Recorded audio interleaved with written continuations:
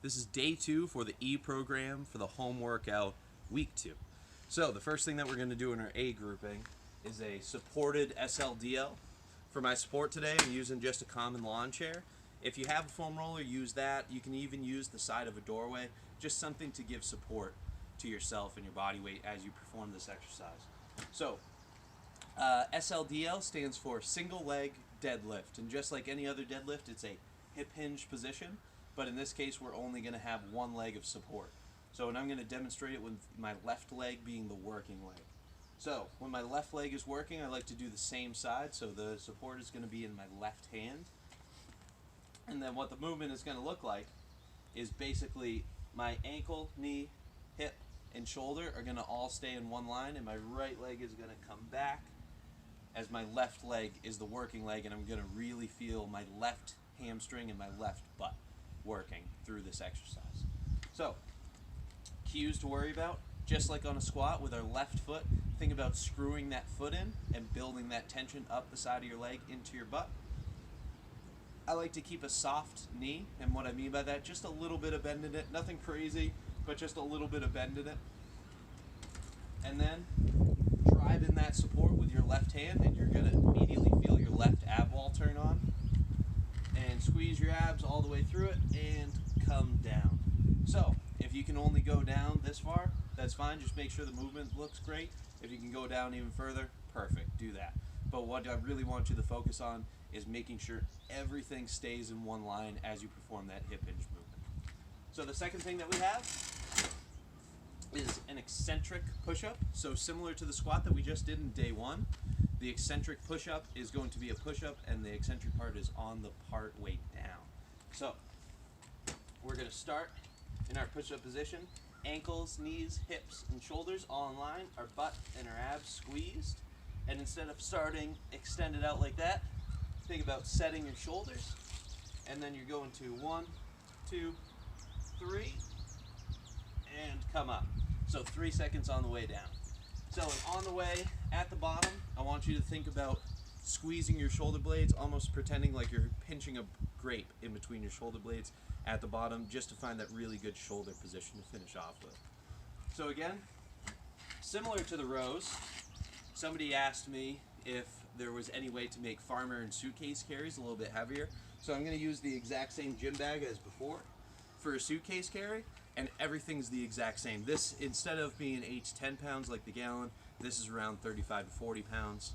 So I just fill it with sandbags and that sort of thing. Whatever you can find, if you can use a Wright's bag, get a strap on it. I know they have 20-pound ones at BJ's and Costco and that sort of thing. So something like that would work great too. But anyway, when we're doing the suitcase carry, pulling our shoulder back, squeezing our abs, squeezing our butt, and again, now if we're using something a little bit heavier, wants to drag us this way even more, right? Really squeezing that fist, staying up nice and straight, and just walking. So, the B grouping for day 2 starts off with shoulder taps. Similar to day 1, where we did the high plank. So this is going to be a high plank, but then you're going to touch your shoulder, shift your weight, and touch your shoulder. So, wrists directly under our shoulders, right? Everything else is the exact same. Ankles, knees, hips, and shoulders all in one line. My butt and my abs are turned on, and then we're going to shift over to my right side, or my left side, excuse me, touch my left shoulder, shift back to the center, shift to my right side, touch my right shoulder, and do 10 of those aside. The second thing that we have is just a regular monster walk. So we're just gonna step out, step 2, step out for 50 feet.